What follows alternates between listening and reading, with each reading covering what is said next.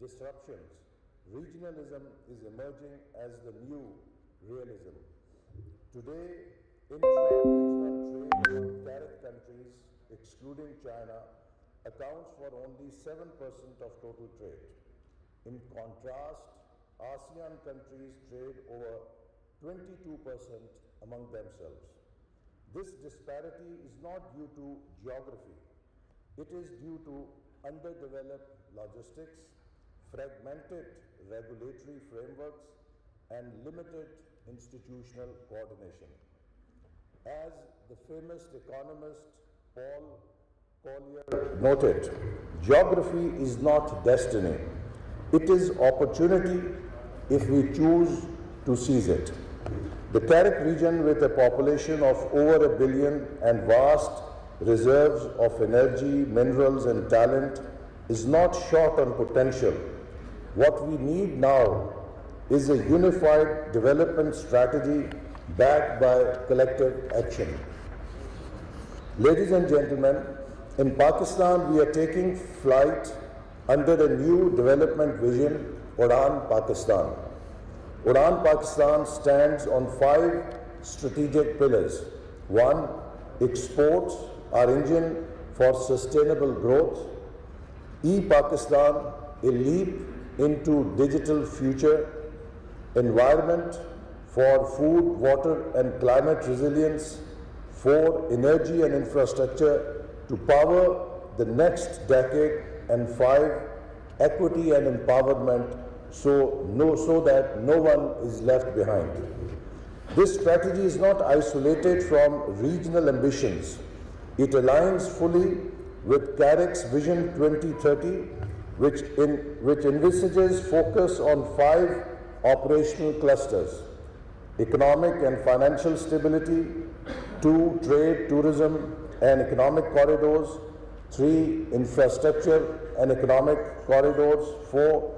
Agriculture and water, and 5. Human development. Under Udaan, we are expanding high-value exports like IT, halal food and engineering goods. Pakistan's IT exports, for example, have crossed $3.5 billion and are growing at 20% per year. Empowering youth through digital skills, we are training over 2 million youth under the e-employment programs.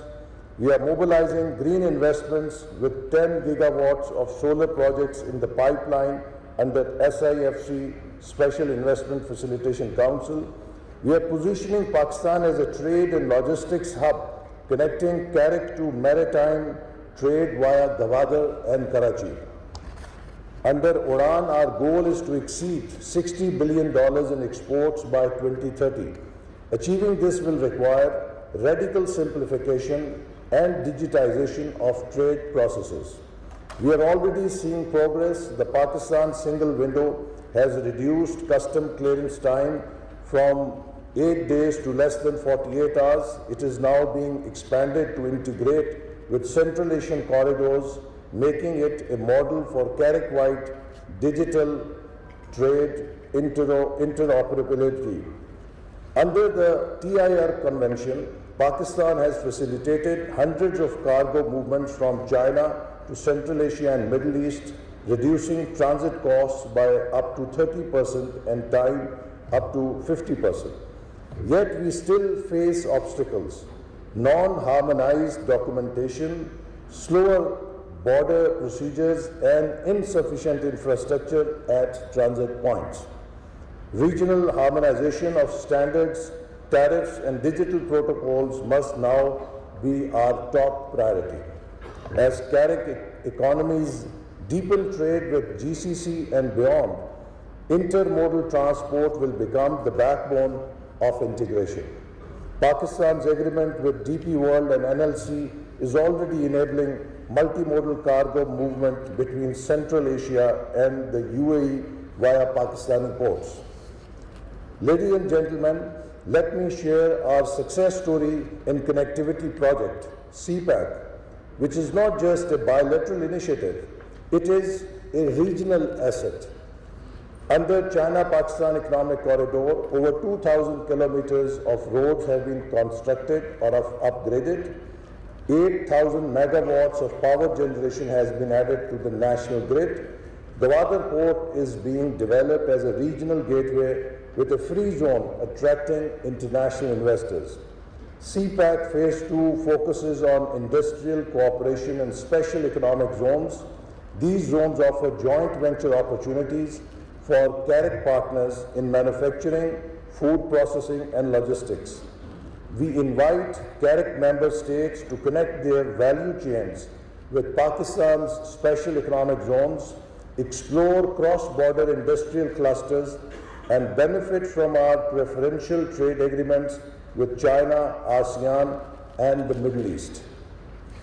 Energy is the lifeblood of connectivity. That is why Pakistan is pushing ahead with regional projects like Kasa 100, linking Kyrgyz and Tajik hydropower to Pakistan and Afghanistan, and TAPI gas pipeline project linking Turkmenistan, Afghanistan, and Pakistan, and also offering Turkmenistan a gateway to take its gas to international markets. We are also embracing green energy. Over 30% of new energy investments in Pakistan are in solar, wind, and hydro. Pakistan's National Solar Energy Initiative aims to install 10,000 megawatts of solar power by 2027. We propose establishing a CARIC green energy corridor connecting producers in the north with consumers in the south. Let this be our joint contribution to global climate goals and regional prosperity. In today's world, data flows matter as much as trade flows. Under e-Pakistan, we are digitizing public services and customs, creating a regulatory sandbox for fintech and startups, and supporting freelancers and digital entrepreneurs who already earned over $1 billion in remittances in 2024. We envision a CARIC digital trade corridor, an interconnected system of e-customs, smart logistics, and digital certification that facilitates real-time paperless trade.